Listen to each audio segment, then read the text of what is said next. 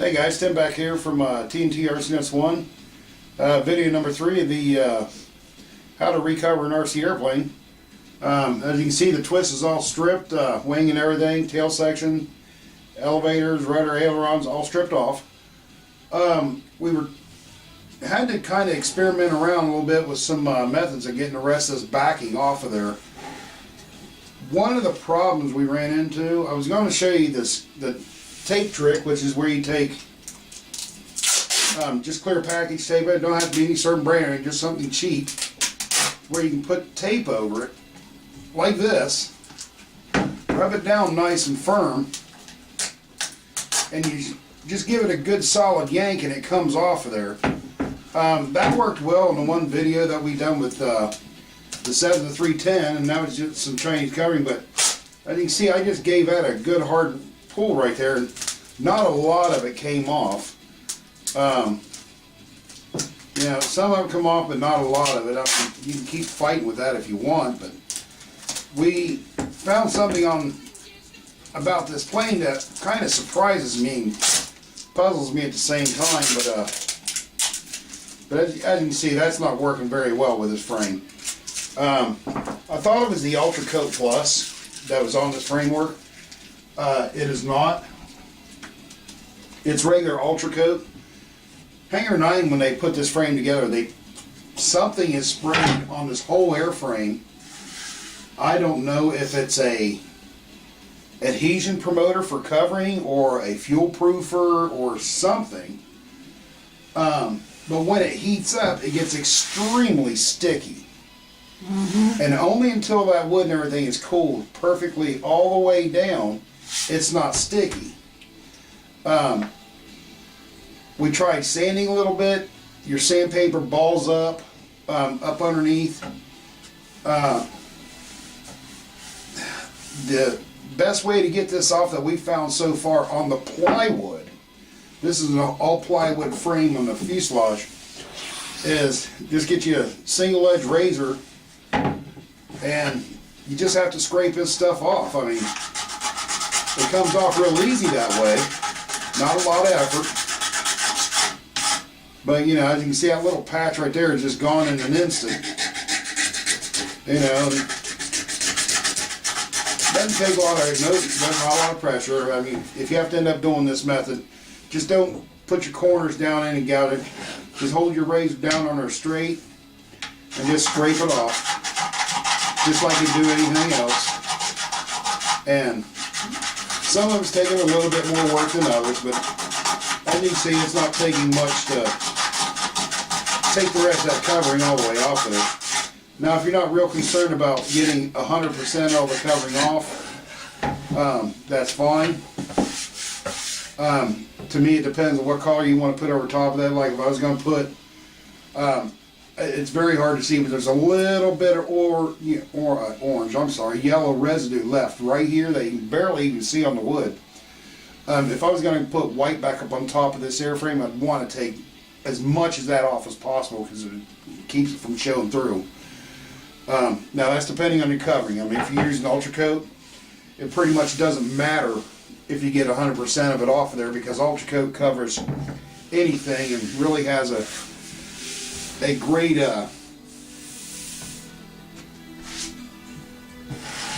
what's the word I'm looking for? A great success in not letting colors bleed through each other. I personally have never seen it happen. Monocoat, your light colors, you will see bleed through on some colors because it's a very thin covering. Ultra Coat is a little bit thicker, and some of your off brands like your Aura Cover, some of these ones you buy from like Hobby King and Value Hobby and stuff, they're very thin. They will show colors through. So you want to make sure you get your frame cleaned down as much as possible. Be careful on your corners. There's a little piece right here. Just kind of gently rub that off like that. But I want to show you on just the bare part of this wood that we didn't have to even do a covering peel, you know, where the covering didn't peel, I guess I should say. Good example of that's right here on the front end. This all came off just nice and fine, but if you just scrape that You can see on this whole frame, I mean, we've tried this in everything. It's on the wing and all. But there's a little pile right there of some sort of coating that they have put on this plane. And like I said, you go to sand that, and it kind of balls up a little bit, and you're going to have to sand it down a little bit to get your new covering on there. We did try sanding it out with a little bit of a light sandpaper, and it works just fine. Just don't apply a lot of pressure and work in one area too hard, because as you can see with this little hand sander I have here, I don't know if you can see that real well or not, but it's pretty well gummed up. And that's just from working little areas. I mean, you can sand it off, but you're just going to have to be changing out your paper a lot. And quite frankly, sandpaper is not something I like to keep throwing away. But anyway, just go through your whole airplane like that. Get everything scraped down as best as possible. We've done most of this. Now, you do not want to do this on the balsa real hard at all, if you have to at all. If you have to do this on top of balsa, just very lightly, just scrape. And I would say just do the one direction, without going back and forth. That way you don't risk putting gouges into your balsa wood. But when the covering come off all the balsa, even on the wing, it really came off very nice. So I'm going to set the fuselage aside here, and you can see we got the bottom already scraped down. The balsa's cleaned off. This right here, that purple that you see on the stabilizer, I'll just end up taking some light sandpaper and just gently working it off until I'm satisfied with how much is out of there, without trying to overwork the wood and reshape. And I just want to get that surface clean. I'm going back over top of this plane with a darker collar, so bleed through I'm not going to really worry about too much. Another trick you can do too is when you get the covering off like this. Now, lacquer thinner can remove this, but then you're saturating your wood with some lacquer thinner.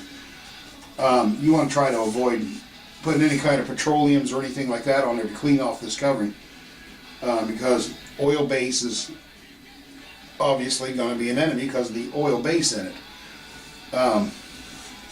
What I thought was oil soaking on a lot of this plane is actually whatever they put on this wood. But I'll show you the wing here.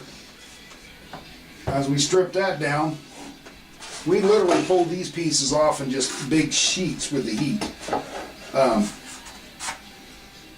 There's just a little area here, a little area there that has to be kind of sanded a little bit. This is in the wood. I don't know what that is. It's something black, but there's just a little bit of purple left right here. That should lightly sand off. But the whole airframe, when you rub your hand over it, it's very gritty, sandy feeling. You can just hear that. I mean, it sounds like I'm sanding on this plane without any sandpaper. Yeah, it does. And it's everywhere. It's top, bottom, inside even. So whatever they put on there, I don't know. But just a little bit of purple left on the underside here and stuff. But this won't be a problem getting ready to recover. So with all that being said, just take your time. Clean down your airframe. When you get to your hinge areas, like where your hinge was into your ailerons, like right here, I just grab my zip knife and just real carefully, try not to gouge into the wing, but just shave them back nice and even. Get that glue off, get that all trimmed down even, to where that is flush again. And then you may want to take a small sanding block and just kind of buff down it. I know you can't hear it, but I'm shaving off a lot of glue.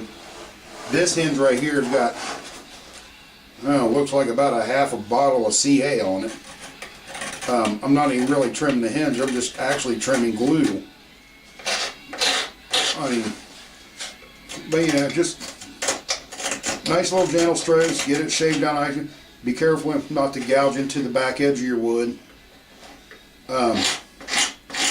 You know, just complete your airframe down that way, and then once you get all that cleaned off, I mean, if you want to take a small sanding block, or myself, I prefer a larger sanding block, and just run down the back and just kind of clean that up. And that'll all turn out fine for your recover work. Don't worry about trying to pull the hinges all the way out, because when they're put in with the CA glue, they're next to impossible to get out. This is what I prefer to use, a long T-bar sander for the back edges, because you can get a nice, more even stroke, and you tend not to want to work in one area too much and cause waves and bumps. But let me slide this out to the side, bring the fuselage back up. I will mention while this is down.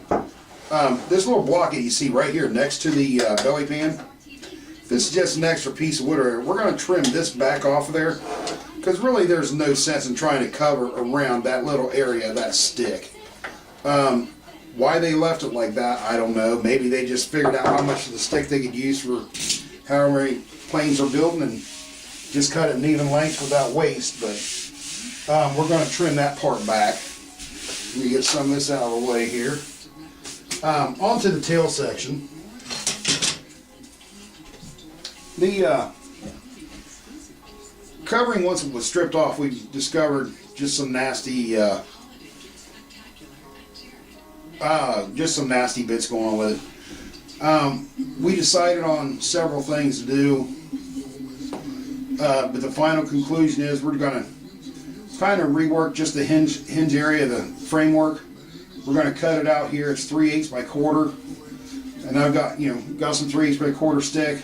So we're going to cut this out right along here, glue a new piece in, get it all sanded down, feathered, and that way when we go to hinge this up, we'll have a nice fresh area for hinging here. We're going to do the same with each stabilizer. It's all 3/8 by quarter stick, so one 36-inch piece of 3/8 by quarter will take care of the whole 3 pieces there. The ailerons aren't that bad. When I go to reattach the ailerons, as you'll see in a later video, once we get the covering on, we're ready to reattach our surfaces. I'll show you how you can rehinge with the hinge here. You can actually just move your hinges to another position and still be effective, not wreck your airplane. But when we get into more of the cosmetics of the videos, we're going to show you some of that, like swelling out the wood where the control horns were, things like that. But one of the other decisions that we did do on the airplane, we talked about turning the motor sideways.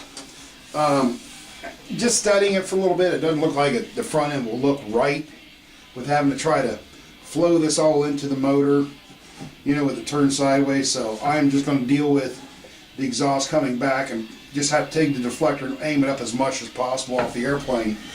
But the next video, we're going to start a little construction work. The rudder servo set on the exhaust side here. What we're going to do, we're going to come in here in this section of the fuselage. We're not going to mount the rudder servo into the fuselage here. We're actually going to put a hardwood rail across here on each side, build a plate, a little access hatch, and we're going to run a push rod out to the rudder. So the rod that we have in our bag of parts that we took off the airplane, we won't be able to use. The hardware will be able to, but not the rod itself. So basically what we're going to do is we're putting the rudder internal, keep it completely out of that danger zone of getting oil all over it. So, but that's where we're standing right now on this thing. The next video, we're going to start getting into the construction aspects. Her and I will work on getting this frame the rest way cleaned down, do the little trims and stuff that we just discussed with the wing, on the 2 little hardwood pieces, and we'll just go from there. Well, it wouldn't be the next video, or would it be? I don't know. I got 2 other videos to get ready. But anyway, in the following video, we'll put it that way. But we'll get that construction aspect under the way, cleaning up the wood, redoing the tail sections, those will be not in one video because it'll be a quite lengthy video. So we'll split those up. That way it gives people a chance to kind of follow along if they want to use these videos for that purpose. But with no further ado, until next time, this is Tim, TNT RCS1. Have a good one.